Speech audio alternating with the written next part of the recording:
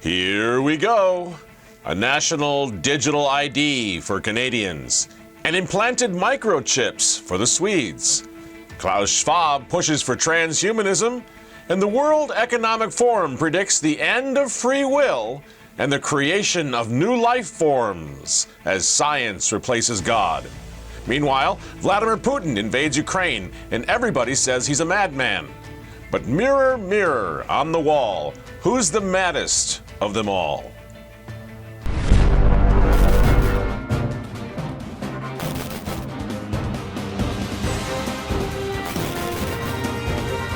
Good evening, ladies and gentlemen. I'm Michael Matt, and this is the Remnant Underground. What's the game plan for tonight's program? I hesitated even coming out here to address the situation in the Ukraine with Russia, because I know that nerves are raw and emotions are running high, and this could easily blow people apart. And that's the main reason I'm here to talk to them. I'm not an expert on the Ukraine, so I don't want to pretend to be one. But I want to try to hold us together, because I see a lot of people already at each other's throats, and I don't want that to happen. That happened once before.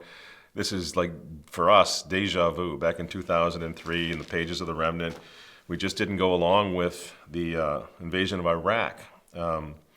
When Bush and Cheney were out there, telling us that those people hated us and we needed to hate them. And I remember pushing back hard, and we lost pretty much everybody at the time. We lost a lot of subscribers. We had the strangest bedfellows, antiwar.com or Noam Chomsky, people like that. And for the most part, the conservatives were all into beating the war drums, which were based on a patriotic feeling. We had just come off 9/11. So again, there were a lot of raw emotions. People were upset. And let's face it, we've lived through something similar now. We just got through 2 years of lockdown.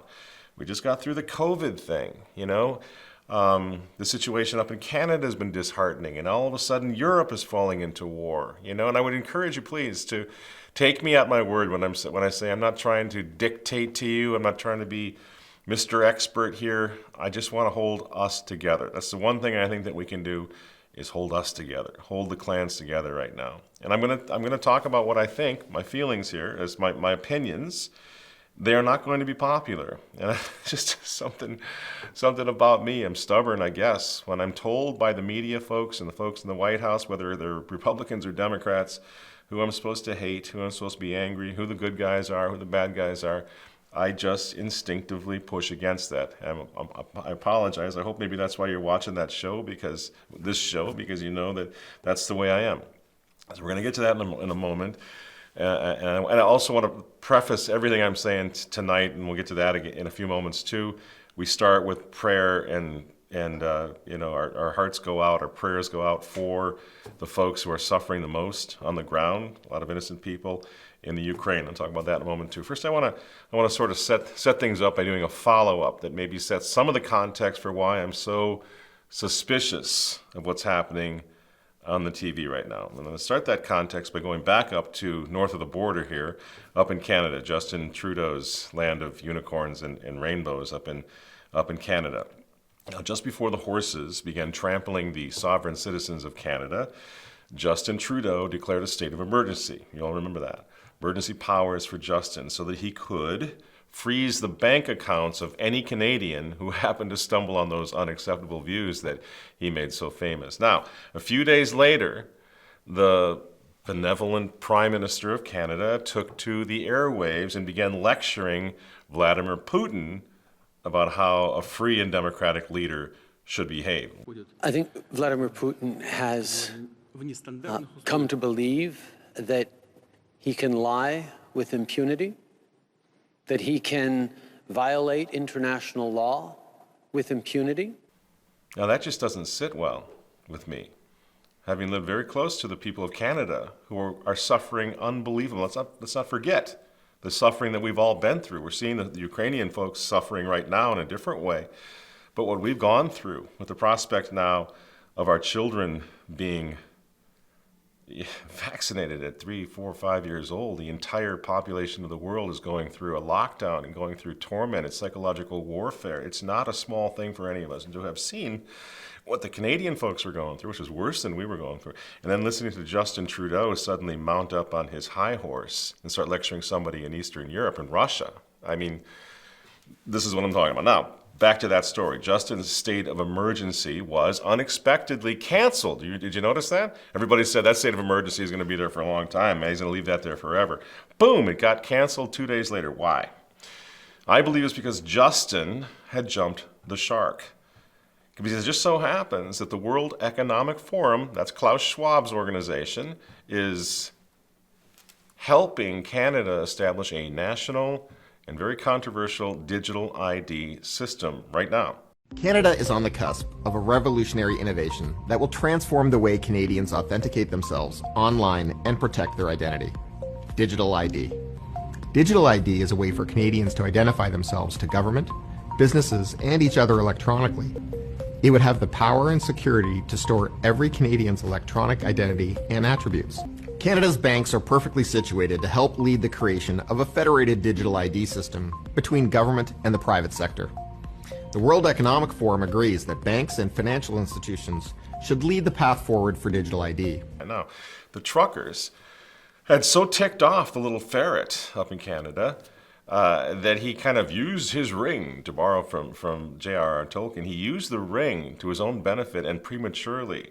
He froze the bank accounts. Kind of rushed to do that, didn't he? Froze the bank accounts, thus publicly making the case now for all of the critics up in Canada of this new digital ID system. That's why I say he jumped the shark. And then in so doing, Trudeau shows the whole world exactly how easy it will be, friends, to cancel every one of us, anyone who disagrees and goes against the government. You see? You will be digitally banished. You will cease to exist. You will lose your rights as a citizen. You won't even be allowed to buy food. Justin put that on display, I think, prematurely. And that's why they pulled the emergency powers back so quickly, because you know what? There was outrage over that, and Justin probably, maybe, got himself a phone call from Field Marshal Schwab. Initiate Operation Pivot to Putin, right? Change the narrative, change the story. And this ironic hypocrisy, friends, was not missed. It wasn't missed by some pretty powerful people, including now, right down the street, the next province over or so, the Premier of Alberta, Canada. And so, no, I'm not going to be taking any policy direction from Klaus Schwab or his ilk. And what I find offensive, look, the so-called Great Reset is not a conspiracy theory. It is an actual set of concrete proposals being advocated by some very influential people, and including apparently by Prime Minister Trudeau, who clearly alluded to it, referred to it, quoted from it, the Schwab theory, in a speech he gave to the United Nations a couple of months ago. So it's not a conspiracy theory to talk about that. Those are the folks advocating it. And I think it's perfectly legitimate for democratically elected leaders, for me to say, heck no, we're not going to exploit or take advantage of a crisis to advance a political agenda. Now, as I say, resistance is not futile. That's a premier up in Canada. Sounds like he's on our show, doesn't it? People are waking up. I like to take a little credit for that, maybe a tiny bit of credit for that, since we have our video from a year and a half ago has 20 million views on Davos and woke a lot of people up. Whatever. Thank God. All honor and praise and glory to God if people are waking up, and I believe they are. So now, in the present crisis that we're in, Vladimir Putin is going rogue in Eastern Europe. And you got to wonder what he thinks of this insane Great Reset that the premiers of Canada now, and people in Europe, parliamentarians in Europe even, are excoriating. It seems like he's moving away from it. Because remember, Vladimir Putin knows all about it. Before I say anything more about Putin, I am not a Putin apologist. I'm not an expert. I'm simply trying to get to the truth of what's going on here. I typically don't take my truth from the folks on CNN, and for that matter, for the folks on Fox News. So, back before COVID landed and everyone had not even yet heard of the Great Reset, the Field Marshal, Klaus Schwab, was bragging about how Putin had been one of his boys. Just as Justin Trudeau was one of his boys, according to Klaus, so was Vladimir Putin. So says Klaus. Here's Klaus. I mention now names like Mrs. Merkel, even Vladimir Putin and so on. They all have been young global leaders of the World Economic Forum. Mm-hmm. But that's pretty upsetting, isn't it? Although you do see in Klaus's face, that old guy, you know, he was at my World Economic Forum, everybody was here at my party. You kind of see that weird bragging thing that he's kind of a dead giveaway. But so it's hard to say if it's true or not. It could be, though. It could be, right? The math isn't quite lining up because the Global Young Leaders Program began in 1993, and it was only for those who are under the year of 39 years of age. So Putin would have been, at that point, too old. But that was also long before Klaus Schwab had become, let's face it, a meme, a joke, punchline, right? Lots of people have moved away from that character over the past couple of years. He's very clumsy. He brags way too much. Not a stupid man, but he's too eager to brag about what he is accomplishing. He's turned into that Bond villain that we introduced a couple of years ago on this show. So these days now, things are changing. China is not going to go along with the Great Reset unless the world is going to be reset in the image and likeness of China. Everybody knows this. The U.S. has been under a very bizarre form of attack, as we've all been living through, with our country pretty much being run now from Happy Acres, from the Joe Biden rest home. You know, he's out of it. He's not going to be a player. And so you got Putin sitting there going, I wonder if maybe I should take matters into my own hands here when it comes to Mother Russia. This isn't going too well. And this is what we've been saying all along. This isn't going well at all. The COVID thing did not, as bad as it was, it did not take out enough people. It wasn't deadly enough to reset the world as they had planned. So everybody's regrouping right now. Everybody, even Bill Gates, is regrouping right now. And Putin, let's face it, he's a lot like Trump. We gotta learn to use what we know about human nature and personalities, not just go by what people say and what's likely and what fits well. What can we tell about the personality of a guy like Vladimir Putin? I mean, he's pretty transparent, just like Donald Trump was and is. You know, for Vladimir Putin, his country comes first. He's a very arrogant guy. He's a smart guy, proud Russian. And he's on a mission right now to do what? To make Russia great again. That's obvious. And unlike the helmet-wearing morons on Fox News and CNN, Putin knows his history, especially the history of Russia, especially the history of Europe. And let's face it, if you're listening right now to one of these guys wearing the helmets on Fox, well, the chances are pretty good that you're thrice vaxxed and you're just out there looking for a booster, you know? So you're doing exactly, in other words, what you're told. And I know most people in this audience are not doing exactly what they tell you to do on TV. Thanks be to God. That's why we can have these conversations. So whatever we think of Putin and what he's doing right now, I'm not apologizing for it. I'm trying to find out, trying to see if we can find out what's really going on. Because we know what they want us to accept, but you know better than to go along with that. So we're going to dig a little deeper. And what I don't see at the moment, and if you do, please leave it in the comment. I hope in the thread. I hope we can have a good discussion.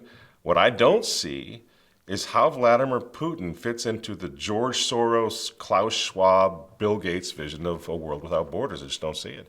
It's not to say that, Russia is just so perfect and imperialistic. They've never had any globalist designs. Everybody's had the conversation about globalism. It's hard to be a world leader right now without in some way being entangled with the globalists, right? But as that narrative begins to fall apart, or at least stumble, lots of people are moving away from it too. How is Vladimir Putin's attempt to shore up the borders of old Mother Russia, how does that fit into a world without borders? It doesn't. So what's going on here? The only thing that Putin seems to be doing right now, the only thing he seems to be building back better, shall we say, at the moment, are the borders of Mother Russia, the Russian Empire. That doesn't fit in to the New World Order, friends. It just doesn't. Now, it could be that in our world, which has gone insane, it does, because we keep hearing that Putin is a madman. Maybe he is. Maybe he is. But it does also make sense that it would seem like madness to our emasculated woke culture to do what every strong national leader in history has done, from Charlemagne to Churchill to Queen Elizabeth to Eisenhower, Napoleon. Name your favorite powerful, famous world leader in history. What do? They made their own country great again. They put their own country first. they strengthened their own nation. You see, this whole idea of the brotherhood of man, we're all going to get along, and liberty and equity and equality and fraternity and all of these things, this hasn't worked anywhere in the world since the Enlightenment imploded, right? Since it landed, really hasn't worked. These are pie-in-the-sky ideas. And when the rubber hits the road, it seems like the nation state kicks back into everybody's intellect, everybody's thought pattern, right? My country, which is the only thing, by the way. Country, the nation state, the only thing that people, normal people like us, will actually fight for. Have you noticed this? Anybody going to die for the European Union? So we keep hearing about the Ukrainians. Well, the Ukrainians are fighting for their freedom. Newsflash, fighting for your freedom is anti-globalist. Them's fighting words. That's hate speech, right? So everybody's praising the Ukrainians for doing what the Ukrainians should do and anybody else should do who actually has a homeland. Fight for it. But you see, we're not supposed to do that anymore. Joe Biden doesn't believe in that. The southern border of our own country is gone. You don't fight for America anymore. You don't fight for anything. Anything except your porn and your video games and your fast food, right? Ukrainians, they're fighting right now. Are they fighting for globalism? Are you out of your mind? Of course not. You're not fighting for globalism. They're right there in the streets, so we're told, with Molotov cocktails and squirrel guns, squirrel rifles, shooting and fighting for their country, for nationalism, for populism, for the nation state, for borders, their own borders. The very thing the world is going to be better off with when we get rid of them all. Remember? The very things that the globalists condemn on a daily basis. The end of the borders and the nation states. Just a few weeks ago, if you fought for your nation, if you believed in your nationality, you were Adolf Hitler, man. You were Nazi, you were fascist. If you believe in your country, especially if you thought your country might be better than somebody else's country, which is how it's always worked, pride in your nation. Ukrainians are out there defending against, right now, a powerful nation state that doesn't seem to share this vision of the New World Order anymore, does it? In fact, it's all in, Russia is, on reestablishing what to me looks a lot like the old world order of Mother Russia. What is going on here, friends? What is really going on here? I'll be the first to admit that this is an extremely complex issue, extremely complex, one that should not blow us apart. I don't know much more about the intricacies of this whole political situation more than you do. We don't need to fight about it, but we sure as heck need to talk about it, and we sure as heck need to pray about it, because it's extremely serious what's happening right now. They tried to blow up the world with their epidemic, the pandemic. Now they're going to literally, I guess, start trying to tip off wars, bombs, missiles, tanks to blow up what's left of the world right now. This is very serious. And regardless of how corrupt now, we've all heard about how corrupt this Obama-backed, Hillary Clinton-backed Ukrainian government is. We've all lived under corrupt governments. We still love our country. We live under an extremely corrupt government right now, but we still love our country. So there are Ukrainian people over there right now who our hearts go out to because they love their country too, despite what many are calling a coup in 2014 to establish a U.S. pro-NATO, anti-Russian government. Well, it is a great pleasure to welcome President Poroshenko to the Oval Office. He and I have been working together a lot over the last several months. The people of Ukraine have declared their desire for a sovereign, independent, economic and foreign policy that promises them freedom and prosperity and self-determination. And President Poroshenko's election, I think, represented those aspirations of the Ukrainian people. I am very proud that the United States has led the international community and our European partners in making sure that there is a cost to Russia for its aggression in Ukraine. There are thugs in the Ukraine, just as there are good people in the Ukraine, just like anywhere else. Yeah, there are thugs, but there are lots of good people. And I'm certainly not minimizing the plight of the good people in the Ukraine who tonight are scared to death, who are hearing bombs and guns and tanks going off all around them. They got little kids just like I do.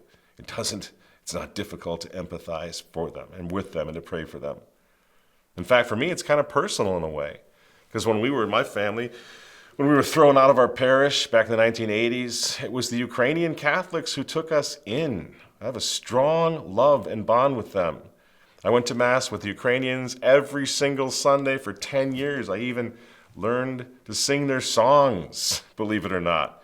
Sviati Boże, Sviati Kripki, Sviati Besmetni, Pomilnu nas. We even shared their heroes, like the great Cardinal Joseph Schlippy, Major Archbishop of the Ukrainians, who spent 18 years in a Soviet prison camp. I wept at their stories, at their accounts of their own mothers and fathers starved to death by Joseph Stalin in the 1930s. So yeah, Christos Voskres, my Ukrainian brothers and sisters. But please understand that the builders of this new world order today are even worse than what your fathers and mothers went through under Stalin. Even worse. Aujourd'hui, au bout de ça, on parle de puces qu'on pourra s'implanter. Ce sera quand ça? Certainement dans les 10 années à venir. Et d'abord, on va les implanter dans nos vêtements, c'est-à-dire wearables, comme on le dit. Et après, on pourrait s'imaginer qu'on les implante dans nos cerveaux ou dans nos topos.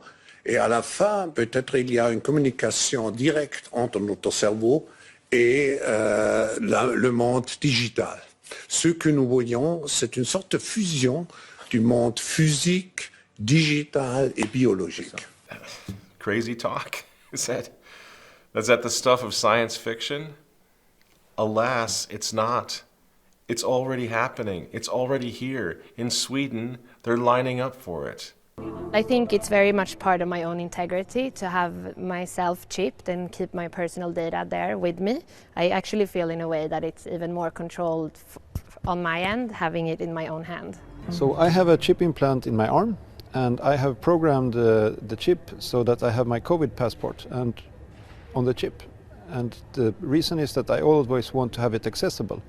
And when I read my chip, I just swipe my phone on the chip, and then I unlock, and it opens up. This is a PDF, which is my COVID passport. And this means that it's always accessible for me, or for anyone else really who wants to read me. Now this, my friends, this is the Great Reset. This is what it looks like. This is the fourth industrial revolution. We might call it the fourth industrial Orwellian revolution, right? They are absolutely dead serious about this, as well as transhumanism, artificial intelligence, and now intelligent design. Yes, it's back, only not the Ben Stein version. We are probably one of the last generations of Homo sapiens, because in the coming generations, we will learn how to engineer bodies and brains and minds. Science is replacing evolution by natural selection with evolution by intelligent design. Not the intelligent design of some god above the clouds, but our intelligent design. I don't know how to say this any more directly, any more clearly. I don't know how to put it, friends. They are literally replacing God. Literally. At least in their own minds. And guess what? We are to be their creatures, to be regulated, to be controlled, to be hacked. Why is data so important? It's important because we've reached the point when we can hack not just computers, we can hack human beings and other organisms. By hacking organisms, elites may gain the power to re-engineer the future of life itself. As they used to say on TV, but wait, there's more. In their future, friends, in their future as they see it, Klaus Schwab, who's got the blessing of Pope Francis. Francis sends visitors over to the World Economic Forum every year, cardinals, high-ranking cardinals, to be with the folks at Davos. And in their future, you're going to own nothing. You've heard that. You will own nothing and you'll be happy, but it gets more. But there's more. you will not own your own thoughts. You will not have free will anymore. Humans are now hackable animals. You know, the whole idea that humans have, you know, they have this soul or spirit and they have free will and nobody knows what's happening inside me. So whatever I choose, whether in the election or whether in the supermarket, this is my free will, that's over. Free will, that's over. You say, oh man, that's crazy. Is it? Is it crazy? Do you think 2 years ago, if somebody told you they were going to mask up the entire world and try to vaccinate 7 billion people, that might have sounded crazy too, huh? And all of this, by the way, everything I just showed you, this is all in cooperation with the folks right now who are beating the war drums, okay? That's kind of where I want to bring the context back into. You know, this is all in cooperation with Team Biden, Team Trudeau, Team Macron, Team Schwab, even Team Francis. They're all in on this. And they're all sure of one thing, that we all need to see, not them, not what you just saw on the clips. None of that's a problem. Your enemy is Russia. It might be. Russia might be part of the problem. But do you really, when you look at that, do you really see Russia as a thing that keeps you up late worrying about your children tonight?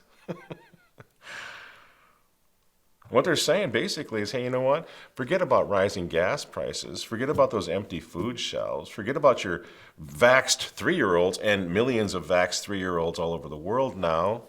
Forget about radical abortion expansion laws. Forget about all of that. That's not important. What's important is Russia. Forget everything else. You got one enemy now. We didn't do anything wrong. We were with you the whole time. We're the paragons of virtue and democracy and human rights and equity. You know what's going on here? This has nothing to do with minimizing the plight of the Ukrainians. Once again, these animals are exploiting the people on the ground in the Ukraine for the visual, for the drama, you see? For the optics of the next thing that they're going to do. Joe Biden, he tells us that Vlad Putin, he's the embodiment of all evil. And we're like, yeah, man, he must be. Even though Joe Biden is the one who's guaranteeing abortion as a fundamental human right to every person in the world, I mean, in our country and throughout the whole world eventually. At the same time, the homophobic Russia is enacting laws against abortion, friends. If you weren't aware of this, this is the reality right now. 100 years after the Russian Soviet Republic, under another Vladimir, Lenin, became the first country in the modern era to allow abortion in all circumstances. 100 years after that, suddenly Russia seems to be checking it a little bit and going, wait a minute. Life without God, life without morality, and in this Western culture, in this pro-abortion, pro-gay marriage world, it's not working out too well. So Russia, the evil empire, bans gay pride parades, for example, while Vice President Kamala Harris participates in them. My pronouns are she and her. And some folks come back and they go, yeah, but, Putin's actually lamenting the breakup of the Soviet Union, But that's not the same as saying he's lamenting the end of the evil empire, and the end of communism, the end of the errors of Russia. Еще один серьезный вызов российской идентичности связан с событиями, которые происходят в мире. Здесь есть и внешнеполитические, и моральные аспекты. Мы видим, как многие евроатлантические страны фактически пошли по пути отказа от своих корней, в том числе и от христианских ценностей, составляющих основу западной цивилизации. According to what he says, he's learned the lessons of the historical lessons of his own country. He's seen where atheism has led Russia, and he doesn't want any part of it. That's what he's saying right now. Don't take my word for it. Большевики после революции 1917 года, опираясь на догмы марксизма Маркса и Энгельса, тоже объявили, что изменят весь привычный уклад. Не только политический и экономический, но и само представление о том, что такое человеческая мораль, основы здорового существования общества. Разрушение вековых ценностей, веры, отношений между людьми вплоть до полного отказа от семьи, такое было. насаждение и поощрение в западных странах уверен, что агрессивное вымарывание целых страниц собственной истории, обратная дискриминация большинства в интересах меньшинств или требование отказаться от привычного понимания таких базовых вещей, как мама, папа, семья или даже различия полов, это, по их мнению, и есть вехи движения к общественному обновлению. And while our young men compete against girls because they now are being told by our system that they can be girls if they want, they can compete against them in sports, while we're teaching our children critical race theory and tearing down our statues and defunding our police, Vladimir Putin is saying that's national suicide, and he's pushing back against it. Не говорю уже о просто чудовищных вещах, когда детям сегодня с малолетства внушают, что мальчик легко может стать девочкой, и наоборот. Фактически навязывают им якобы имеющийся у каждого выбор. Навязывают, отстраняют этого родителей, заставляя ребенка принимать решения, способные сломать ему жизнь. Тех же, кто рискует сказать, что мужчины и женщины все-таки есть, и это биологический факт, подвергает чуть ли не остракизму. Родитель номер 1 и родитель номер 2. Родившие родители вместо мама. Запрет на использование словосочетания «грудное молоко» и замена его человеческим молоком, чтобы люди, не уверенные в собственной половой принадлежности, не расстроились. Повторю, и это не ново. В 20-е годы советские культуртрегеры, так называемые, изобрели тоже так называемый новояз, полагая, что таким образом они созидают. I repeat, I'm not an apologist for Putin, but you're not going to see any of this on TV. They want to dehumanize this man for sure. And what's happening in the Ukraine right now with the missiles, it's difficult to watch, so I get that. But they don't want to hear anything that possibly gives another reason for why he's doing what he's doing. And maybe what he's doing absolutely cannot be justified. I'm wide open to that. But we are not seeing anything but the madman, the Adolf Hitler, the Stalin, the Saddam Hussein, once again, right now on the evening TV. Why is that? Because I want to know what's going on. And I assume you do too. You know, reports have it now that there are dozens of Tony Fauci-style biolabs financed by the United States all over the Ukraine right now. Is this true? Putin says it is true. He also says that the Obama, Clinton, Biden meddling in the Ukraine is an attack on Russia's sovereignty because they're basically setting up a missile pad launching area right in his backyard. Now, we can agree or disagree with that. We can say that's wrong, it's misplaced, you're a madman, don't do that. But it is important to realize that that's what he's saying that he's doing. Because it sounds an awful lot like, to me, like what JFK was doing with the Bay of Pigs a long time, 50 years ago, that fiasco. He saw that as an attack on U.S. sovereignty in his own backyard. Was JFK a madman too? Maybe. But the similarities are pretty obvious. When Bush and Cheney shocked and awed Baghdad to death 20 years ago, because those madmen, you remember what they said at the time? They don't like our freedom and our democracy. They don't like our freedom and our democracy. So they blew the hell out of a sovereign country looking for weapons of mass destruction that they never found. You see? But that was okay. Because whenever the globalist elites bomb the hell out of a sovereign country, well, they're doing God's holy will. And whenever someone else tries to do the same thing, well, you know what they are? They're pawns of Satan. What is this? How do we know the difference? Well, we trust the elites, even when we don't. At Davos a few years ago, the Edelman survey showed us that the good news is the elite across the world trust each other more and more. The bad news is that in every single country they were polling, the majority of people trusted that elite less.